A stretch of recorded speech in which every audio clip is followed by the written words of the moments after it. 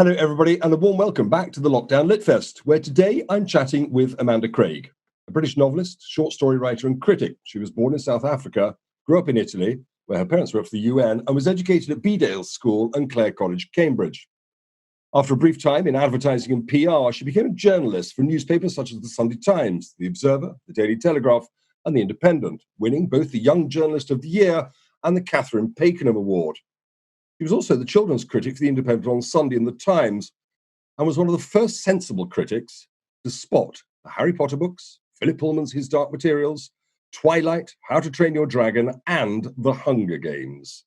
She still reviews children's books for The New Statesman and literary fiction for The Observer, but is mostly a full-time novelist. And this year, she publishes The Golden Rule, published by Little Brown, and inspired by Patricia Highsmith's classic Strangers on a Train, and the fairy tale Beauty and the Beast. It is my great pleasure to introduce you to a writer who's regarded as a state of the nation novelist, commenting on the gulf between rich and poor, Amanda Craig. Amanda, a very warm welcome to the Lockdown LitFest.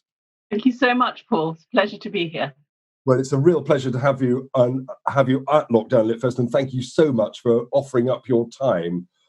I've followed your career for quite a long time because I think when we first met, I interviewed you for perhaps not the first, but perhaps the second novel on One Word Radio, more years ago than either of us, I'm sure, would care to count. Yeah. And it strikes me you are a consummate writer who does something I admire greatly, which is that you don't pull the ladder up underneath you, but you try to facilitate the careers of those who are coming up from beneath.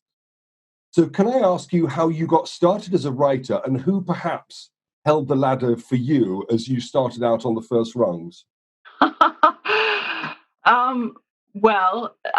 Those two questions are very intertwined because I didn't have a great many people helping me when I began. In fact, I had a very disastrous beginning in that my first novel, Foreign Bodies, was absolutely trashed in the Sunday Times a week before publication, which was immensely painful and very difficult to get over.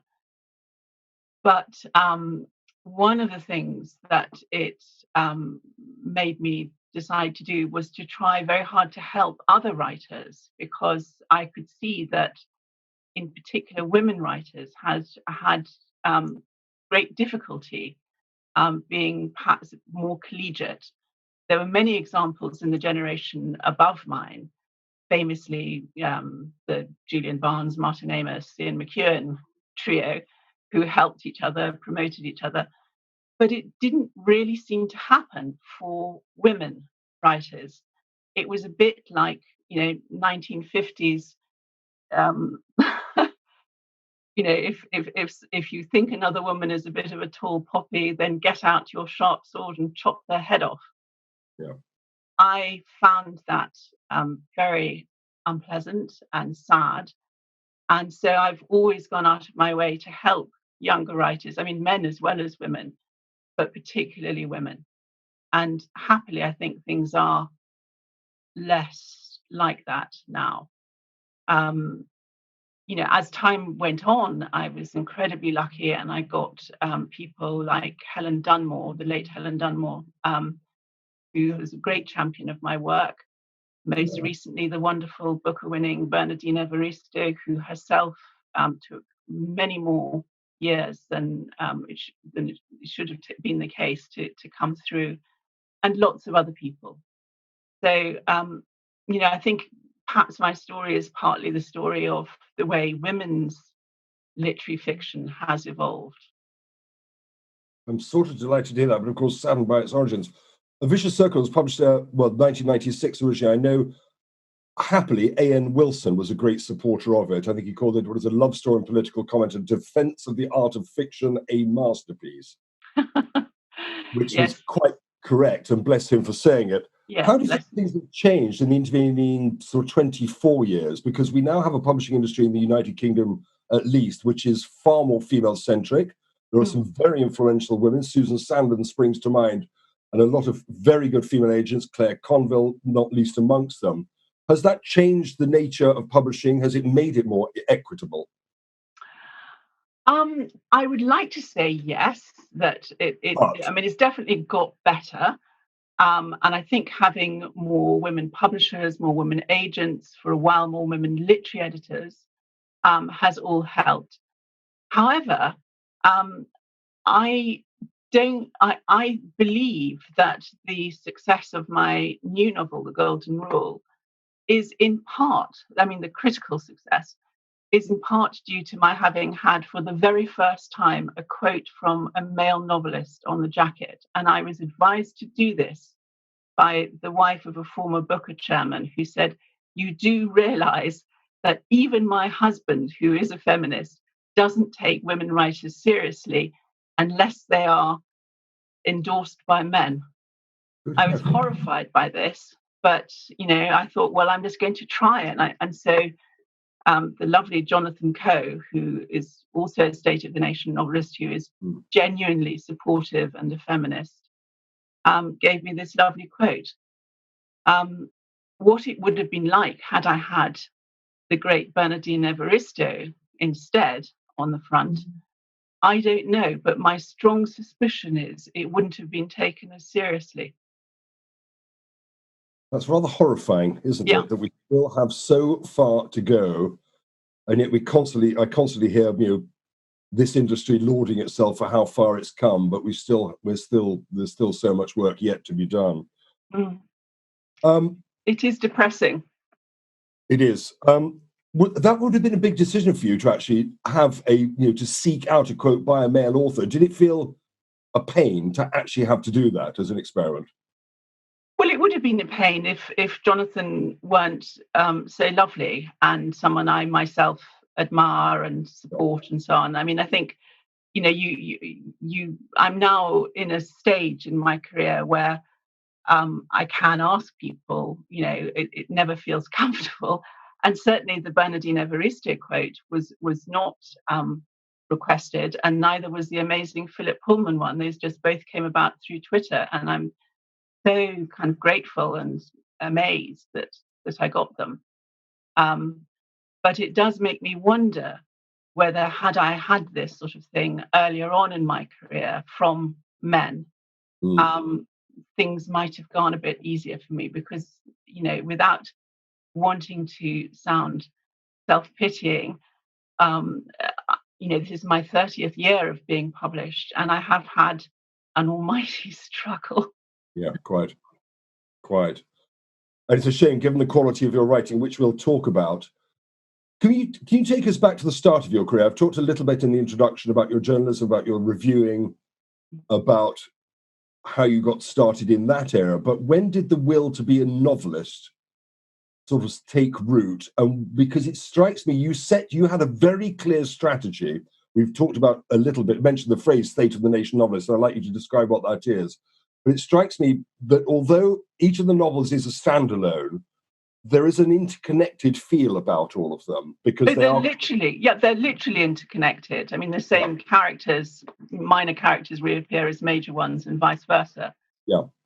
That wasn't necessarily a strategy, but to Right. answer your first question, I really decided that I wanted to write fiction, I think when I was about 13. Before that, I'd wanted to be a doctor, Right. but I'm terrible at maths, so that was out of the question, sadly. I'm still very interested in science, but I just don't have that kind of brain.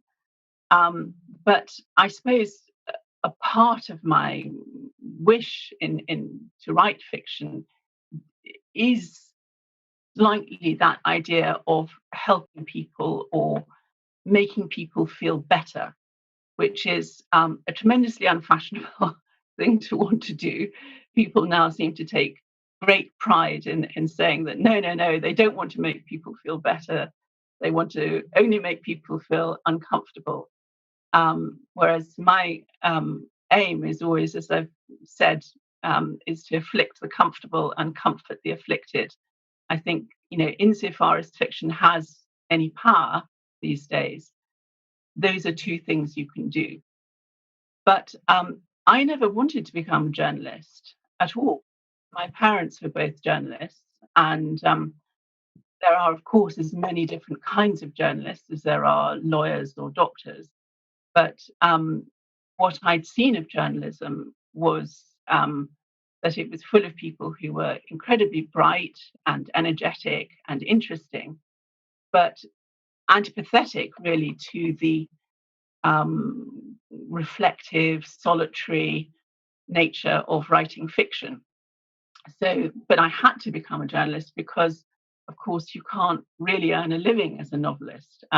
Even 30 years ago, it was very touch and go. Now it's almost impossible, um, unless, of course, you're writing commercial fiction, and even that, the bottom has fallen out of it. So I was very lucky because I began writing journalism at a time when you could actually get a mortgage, even as a freelance. And I had some initial success at it. But this success, the prizes I won as a young journalist, I think were part of this poisoned chalice, which very much blighted my beginning as a novelist. I was seen as much more successful and indeed confident than was the case. You know, I was, very poor. I had no, rather like Hannah in the Golden Rule, I had no safety net. I had an absolutely lovely husband, but when we first met, I was for some years the one who was supporting him. I got the mortgage. He was doing his PhD. So I think somehow I was seen as something very different from what I actually am or was. You've won, I mean, you've been longlisted for the Baylis Prize for Women's Fiction. The Lie of the Land was already for Book at Bedtime. You've picked up, I mean, a number of national newspapers have had your books as books of the year. What does that feel like success to you when you've had to work so damn hard for it? Does it feel like the tide turns in your favor, or does it feel like, well, we're just breaking off the rock one stone at a time?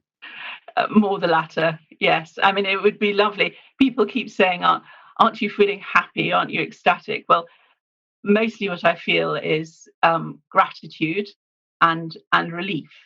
I don't feel triumphant. I don't feel successful. I've only ever been longlisted for one prize for one book, Yeah. and that is quite a difficult thing to live with. I've now decided that I'm basically never going to win prizes because I'm obviously not doing the kind of prizy thing that juries seem to want, whatever that is. And for me, the real prize, which I think is what you should feel anyway, are my readers. I'm so pleased every time somebody says they've bought my book and they loved it, and there seem to be more and more of them. So that's great. That's the only thing that really matters. I mean, prizes only matter really because they get you more readers. And if you're a literary writer, that's a very hard thing to get. Yeah. You mentioned a couple of minutes ago a phrase. You said, "I don't think fiction changes anything, or doesn't anymore, or perhaps used to." I can't quite remember how you phrased it. Do you hope that fiction can change things? You write, if there is a central strand to what you write about in terms of state of the nation fiction, about the gulf between wealth and poverty. And of course, over the decades you've been writing, that gulf has grown ever wider. Yeah. Which seems to answer the question in itself that actually, of course, fiction doesn't change anything, but one hopes that it does, surely. Yes, you always hope. The problem with being, as it were, a state of the nation novelist now is that you don't have the kind of power that Dickens had. Yeah. Because fiction, literary fiction books are no longer the only show in town. They're competing with every other form of entertainment, whether it's television or film or indeed journalism. So you can make people perhaps more aware and more sensitive to, and perhaps ultimately more angry about what is going on and the injustices. And I think that does have a certain power. I'm very happy to know that I'm being bred by both left and right wing politicians. And I don't think all politicians are evil either, by the way, which is a popular conception of them. But how much you can actually stop bad things from happening, I don't know. Even journalism these days has very little power, it seems to me. And it's a huge worry. I mean, all you can ever do is bear witness and point things out and perhaps make people feel things. Feeling has huge power. Mm. That's so I'm sort of resigned to that as well. I mean, it would be great if any of my novels did finally make it to television, providing it was good television, because that obviously also has a wider reach, even if it tends to miss, certainly the prose that you labor over for years. Television does have a wider reach. So if you want to start to change some of the things that you can see are wrong, being adapted would be a next step. I remember there were whispers, I hope I'm not giving anything away here, of A Vicious Circle being adapted for TV. And wasn't Sharon Maguire, who directed Bridget Jones's Baby, involved with that? Yes, she was. And for years and years, bless her, she renewed that option and renewed that option. And when she and her husband, Alan Tucker, came back from America, they renewed it again. And they just somehow couldn't get it made. Again, I think, if you're not fashionable or prize winning, it's just really hard. There are too many gatekeepers. A lot of my novels have been optioned, which is not a huge sum of money, by the way. You these days at most you get something like, the price of a second-hand car, but it's still very nice to get. But of course, it's not as nice as getting something made. That is the real game changer now. Yeah, absolutely. I'm with you on that. Can we come to the latest one? So, I mean, your previous work, so A Vicious Circle, In a Dark Wood, Lie of the Land. Hearts and Minds. Say again? And Hearts and Minds before the Lie of the Land. Yeah. Hearts and Minds, yes, of course. Actually, well, let me frame it another way. What was the book you set out to write with the latest one, The Golden Rule? What was the story that you wanted to tell? It's populated with a couple of fantastic characters. As I said in the introduction, it has resonances of Patricia Highsmith and Beauty and the Beast. It's sort of part fairy tale, part satire. I know you've written in the past beautifully about the relationship between fairy tales and depression, which perhaps is a subject for another conversation. But let's come to The Golden Rule. What was it you were setting out to illustrate? Well, really, The Golden Rule grew out of the very much darker material that I found for The Lie of the Land, because The Lie of the Land is about a couple who can't afford to divorce, and the husband's been unfaithful, and they have to move to out of London to Devon, and it's all mixed up with a murder plot as well. But that novel is very much a black comedy. And so there are things that I couldn't put in it that I discovered that had really shocked me, because although I'm very drawn to divorce as a subject, because it's so fascinating, this kind of intersection between the private and the public and money, which is something I'm always interested in writing about. Yes. There were some stories. I interviewed a lot of my women friends and some men friends who were going through excruciating divorces. I mean, when is divorce not excruciating? And there were things that they told me, particularly the women, about the behavior of their husbands, men I'd known and liked and thought perfectly civilized, that absolutely horrified me.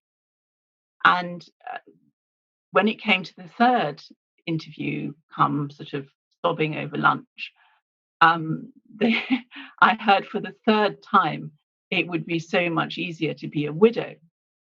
And at that point, I thought, my God, I've got to write about this. Why aren't women killing these men?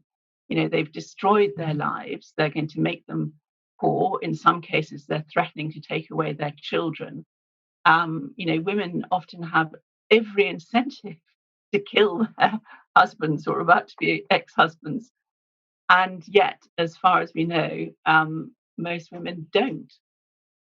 So it grew out of that. And as soon as I thought of that, I thought of two women having a conversation, as I was having a conversation with these girlfriends. And I thought of Strangers on a Train. It all just sort of popped into my head at once. And because the train that I know best is the Paddington to Penzance train because of coming to Devon, it grew out of that. And the other strand, of course, from this, again, also partly in the lie of the land, was Brexit. And I set it in Cornwall because Cornwall, above all, more than I think any other county, voted for Brexit, despite being one of the very poorest places in Europe and desperately dependent on EU money. So that interested me a lot. Why had these people voted that way? And I have, through my husband, I have family down near St. Austell. So I began talking to them and talking to other people, and it all just grew organically from that. I wrote this novel actually really quite fast for me. The last two before it took me many years, 5 or 6 years to write, and this took only 2. And maybe it was having the model of Strangers on a Train as a kind of scaffolding. It is very different from Highsmith's novel, though. It certainly is, but there are resonances there. You're a Highsmith fan. I am more for the Ripley books because I think she's so clever the way that she makes you sympathise with the psychopath. This Strangers on a Train, actually, when you read it, is a really rather revolting book. It's very different from the Hitchcock film, which I do like. And what's revolting about it, really, it's a kind of homosexual seduction, and she had very conflicted feelings about being gay, is clear. Both men do kill their opposites. Whereas in the Hitchcock film, one kills and the other one doesn't. And it's also very misogynistic. The hero's wife, it's apparently justified to kill her because she's alcoholic and promiscuous. So I wasn't having any of that. No, quite.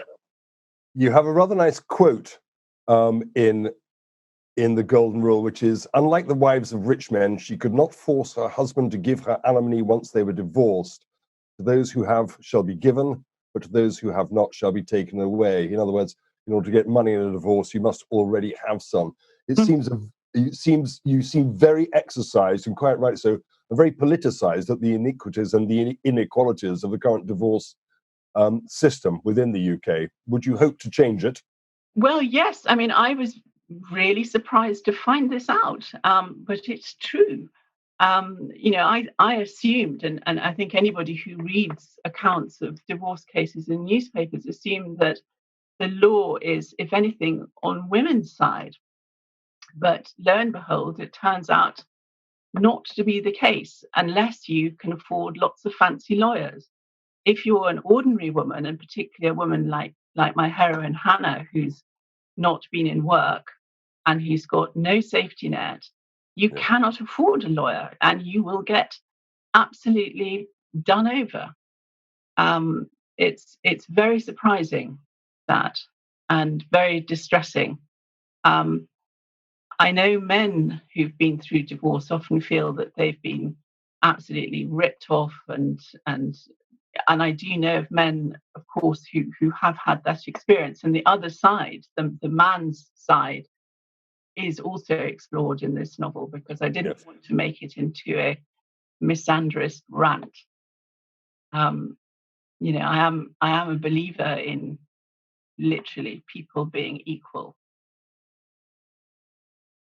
Tell us a little bit about Hannah, and I've forgotten the name of the other guy. I'm so sorry. Hannah and what her husband Jake. Jake, that's right. Yeah. Yes, because they're the two central characters, and she's an extraordinary character. And of course, it highlights this gulf in Cornwall between wealth and poverty, between those with second homes and 4x4s. There's that horrible quote, Fol was all that St. Piran was not, wired up with the latest technology, 4x4 cars, pretty shops and Waitrose deliveries. In this Cornwall, everything was lovely, apart from the Cornish. Hannah had grown up hearing her friends and family described as those ghastly people. I read those words and it made my blood run cold, largely because I fear there may be truth behind it. Oh, I hope there is truth behind it. I mean, I'm not, of course, criticizing people who do have second homes in Cornwall, or particularly not who holiday in Cornwall. Cornwall desperately needs its well-off tourists this year more than any other. Yeah. But with that culture has come a great deal of what I think most people would agree are evils, where you have a situation where the local people cannot afford to live where they've grown up because they've all been bought up as second homes, and these second homes are empty for 10 months of the year. That is really iniquitous. There's been a lot more about it in the last year, as towns like St Ives have tried to limit the number of second homes, and I think that is quite right. And if you think I'm sounding like a great hypocrite because I have another home, our home is not in one of those places. It's not in a village. It's not on a coast. It's inland in a very poor bit of North Devon. Very beautiful bit, but it's very, very shocking when you discover quite how poor rural Britain is. So yes, this is Hannah's view. You must remember, but it's one that I think is shared by a great many Cornish people, and they're caught in this bind where they need emmets, as they call non-Cornish people, but they also deeply resent them, and I think they have a reason to resent them, or should I say us. And that's fascinating to me because my fiction that needs plot and dynamism, it needs conflict, and Yes. that's a great big socking conflict that basically drove Brexit. All those people who were called by Theresa May the left behinds, they do really exist.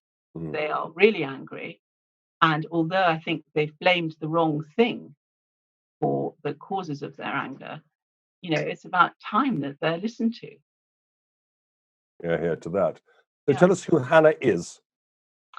Hannah is a young working class Cornish girl, the child of a single mother, and she has grown up in a town that I call St Piran, which is one of those sort of drive-through Cornish towns, not one of the pretty ones like the town that I call Fol, which is the sort that perhaps readers may be more familiar with. And like many of the Cornish young, she has had to leave Cornwall to find employment. In her case, she's tried to leave it through education because she's very bright and bookish, and she goes the opposite end of Britain to Durham, and reads literature. And there at Durham, she meets Jake, who is also her opposite in that he is a literally entitled young man from a posh family. And she falls madly in love with him. And they stay together when they graduate, and they both go and work in the same advertising agency, where he does progressively better and she does progressively less well because she unfortunately gets pregnant quite early on. So she's then plunged right back into this poverty. They're living in an ex-council flat. She is looking after her daughter full time, and she discovers that he's been having affairs, and specifically an affair with this rich woman called Eve, who she knows nothing about except that Eve has no children. So Hannah is in this awful state. She's being what's called among divorcing women starved out. She's not even being given enough money to feed herself properly. Her husband keeps forgetting to pay the rent. She's utterly dependent on him, and to try and help herself survive, she's been doing all these cleaning jobs in North London. Now, all of this, I'm not an autobiographical writer, but this is in some senses the most autobiographical novel that I've written, in that I too read English literature, not at Durham, but at Cambridge. And I too joined an advertising agency and left after a year. It was a really toxic place. It had these kind of Weinstein levels of sexual harassment.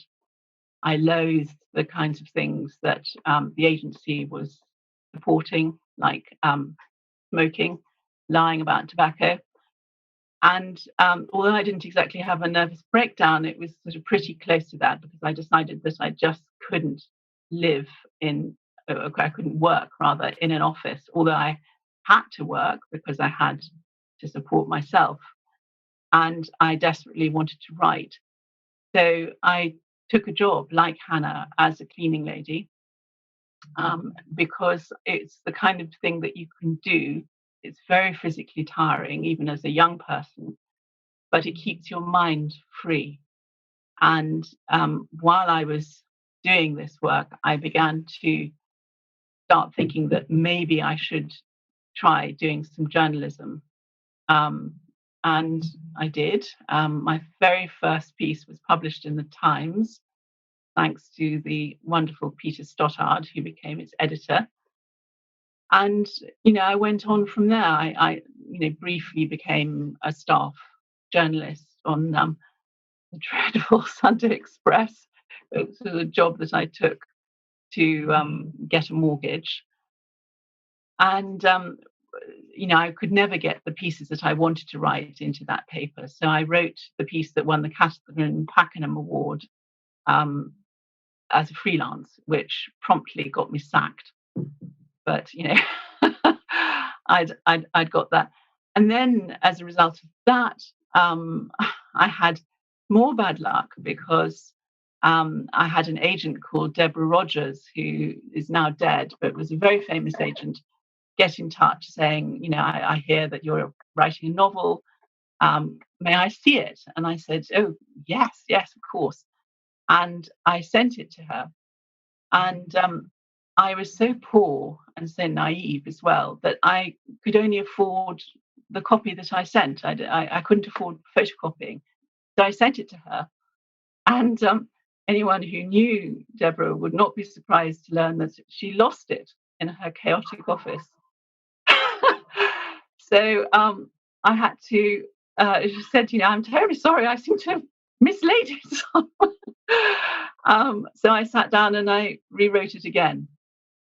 That was not the only bit of bad luck that I had, but it was one of the worst. And then a month before it was finally going to be published, I got this call from her saying, "Oh, Amanda, I've discovered your novel and I've read it and I think it's rather good." I said, "Well, thanks very much, Deborah, but I do now have another agent and it's coming out next month." These awful things happen, but it was there were too many rotten things that happened to go into, because it would sound like a litany of complaints. But I think that keeping going has perhaps been my greatest achievement, because we all hear these stories about people whose first novels are given huge advances and they're published to great success and so on. I'm not one of those people. I've had a long 30-year struggle. So it's nice to get nice reviews, and it's nicer still to get happy readers, but my life is not a fairy tale, not in that aspect. I therefore assume, when you say at the top of this that this is perhaps the most autobiographical thing you've written, a lot of you is in Hannah, and therefore you have rather a close association with the character.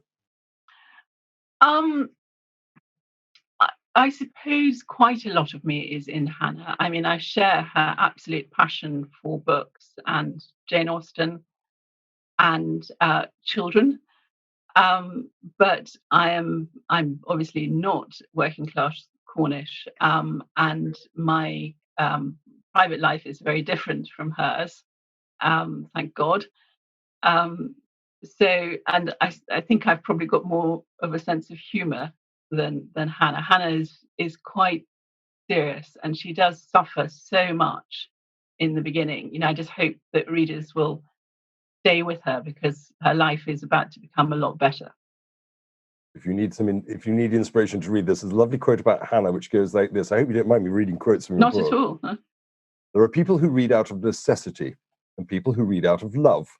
Hannah was one of the latter, and when she found a book she liked, she sank into it as if into another world. Voices, music, pneumatic drills, all became inaudible. She was the kind of child who would go off in break time, not to play or talk, but to read. It was an annoyance of her life, the annoyance of her life, that it was impossible to walk while reading and that she needed to sleep or eat. I have to say you're wrong. It is possible to walk while reading, because I have quite often walked down the pavement with a book in my hand. Exactly. I do bump into things. Yes, you bump into things, yeah. I do bump into things, yeah, but it's possible. I have a favour to ask you, actually. Rather than me reading quotes from your book, would you do us the honour of reading an extract from The Golden Rule? Yes, sure. I can read a very short bit, which is the bit where Hannah meets the other woman who we haven't talked about yet, Ginny, on the train in the beginning, and they both realise that they're both unhappily married. So this is Ginny speaking, the rich woman. I hate him. My divorce is taking forever. I wish he were dead. So much simpler to be a widow. Hannah felt a violent lurch, as if the train had suddenly switched tracks. Yes, I think every woman in our situation feels that. I'd kill mine if I thought I could get away with it. Wouldn't you? Hannah gave an ironic laugh. Yes, probably. Ginny sighed. It's such a relief to say it, isn't it? I've thought about it, Hannah said. The words almost burst out of her. Over and over and over. It's almost the only thing I think about some days. All at once, the train thundered into the first of the series of tunnels before Exeter. The air became brick and the noise deafening. Their reflections shone dimly in the black glass, a parallel world of darkness and shadow.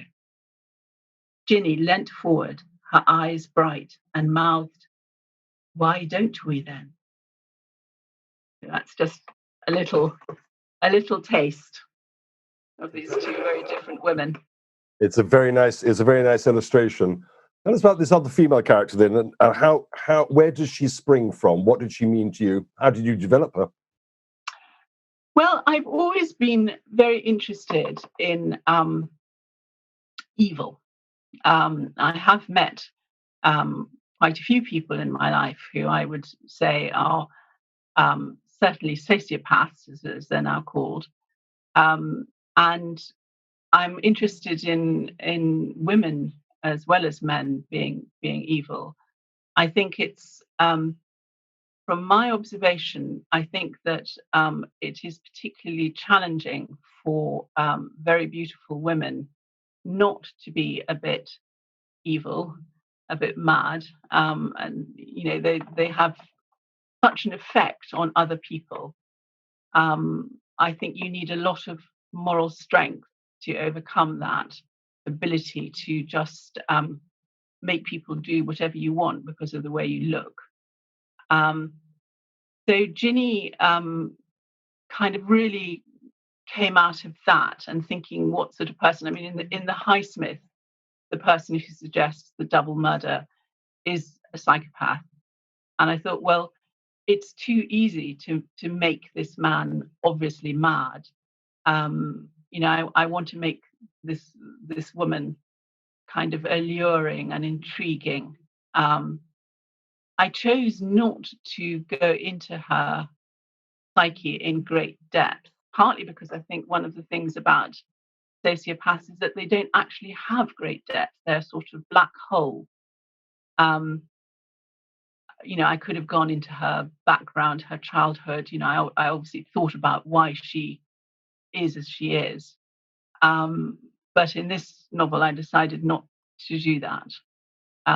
But it was fun writing her. And people who know the Narnia books may recognize that she's all in green. And I was thinking of the witch in the silver chair when I was describing her. All those flowing green robes, always a bad sign in books. Exactly. Your husband must be rather thrilled that you're not a method writer. Oh my God, yes.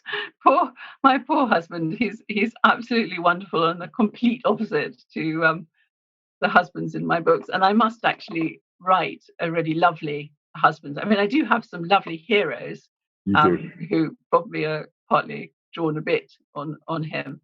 But yes, no, I'm not at all interested in putting real people, even lovely ones, into my books, which is very ironic because, of course, the novel that made me rather better known was my third one, A Vicious Circle, which had this dreadful libel ordeal to get Yes. published. Yes. But I really am not interested. I mean, there are little bits of real people. I get ideas from perhaps the way someone says or the way someone looks, but actually putting someone real in a book, I mean, what's the point? Exactly. It's then not fiction. We'll let people discover the label thing themselves. So there's a little bit on your Wikipedia page. There's one last thing I want to talk about with the Golden Rule, which I think has been overlooked, except by a rather good review in The Guardian. And I can't remember who reviewed in The Guardian, so forgive me, my apologies to them.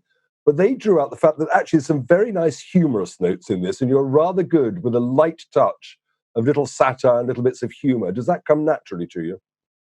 Yes, it does. And I'm always very pleased when people notice it because, it's one of the things that has got me into trouble repeatedly, Yes. particularly in my first book.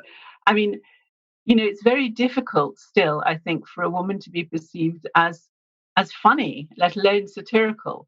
But yes, I am absolutely in that line. You know, I hope I don't sound sort of conceited saying this, but people like Dickens were doing exactly what I try to do. Which is this register, which is a very big register from tragedy to comedy and from satire to sentiment. I think all those things are wonderful, wonderful things that readers enjoy. I have so many quarrels with the way that literary fiction now is supposed to be written, the way that it is not supposed to have changes in tone and shifts in register. It's all supposed to be the same thing. So it's all supposed to be deeply serious or very funny. But and of course, funny books have a lot more problems being taken seriously. I'm very grateful to you. You just explained to me what the flip side of tragedy is comedy. I had no idea that the flip side of satire was sentiment. I rather like that. You've educated me. Not for the first time, Amanda. No, well, it's very. I think it's all down to Aristotle's tragedy having survived, but not his comedy. Not the comedy, exactly. Yeah. Can we come back to where we sort of started? You reviewing and being a critic and being a really big supporter in the early days of names that are now famous, like Stephanie Meyer, like Custer Cowell, Philip Pullman, Joe Rowling, of course. What sort of frisson did it give you to read those first books, those first drafts, and think, here is magic, here is quality, these people can write, and I'm going to support them? Oh, huge. I mean, it's all part of my, ongoing battle to get storytelling put back at the center of literature. I mean, I don't see that great children's literature or great young adult literature is in this kind of ghetto from adult literary fiction. I think it's all part of the same continuum. But what you get in children's books is this championing of story, which for my entire lifetime, and really for the last 100 years, has been seen as something inferior, as a mere craft. And I'm afraid I blame Forster for this, because he wrote this essay on the novel in which he said, yes, alas, yes, the novel tells a story. And so all the literati of his time and subsequently have taken this as their creed, that somehow story is something that's rather base and it's a mere craft. Whereas I think it's a great, great art. And the thing about children's literature is that it is absolutely focused on story. Story has survived and been understood. And it's a bit like the fairies disappearing into the nooks and crannies of mountains. Where do you still find magic? Well, you find it in children's books, and it is the magic of stories and storytelling. Um, and even as adults, when we ask each other, what is this novel about that you enjoyed, we don't talk about it's really about how you can write a whole novel without the letter E, or this philosophical idea. We say it's about this story. We still actually unconsciously value it, but I want it explicitly understood and celebrated, and not corralled off into this ghetto which is called crime or romance or children's fiction. I want it put back at the very heart of literary fiction, because I really think that without story, this whole art form is going to die. I think it's that important. Agree, absolutely. We just lift the veil just slightly. Do authors such as Joe Rowling, Philip Pullman, as I said, Christopher Carl, did they ever respond to the reviews that you wrote? Is it a two-way exchange? Well, I became very friendly with many of them. I mean, Philip Pullman has just put this astonishing tweet and an even more astonishing email to me about how much he loved the Golden Rule and how everybody should buy it. I don't think that is a corrupt thing, because there is genuine admiration, certainly on my part, for them, and I hope the other way. Rowling, I know, is very much aware of my existence, but she's in a unique position. I have a lot of sympathy for how difficult it must be to be a kind of rock star. I admire her moral courage as well as her imagination. I've also criticized her. I criticized her first adult novel quite severely. Yep. So it's not kind of adulation. I think people can respond or not to a review. It's good manners to thank people, I think, but I don't expect it. It's very nice when it happens.